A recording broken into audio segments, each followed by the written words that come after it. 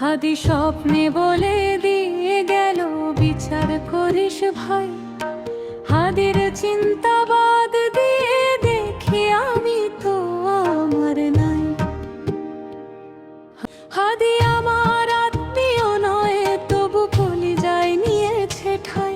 হাদি শিখিয়েছে জান নিয়ে নে, তবু দেব না ঝুলাই। তোমরা হাদিকে হারিয়ে ফেলেছ, আমি তো দেখি কাছে। দেহ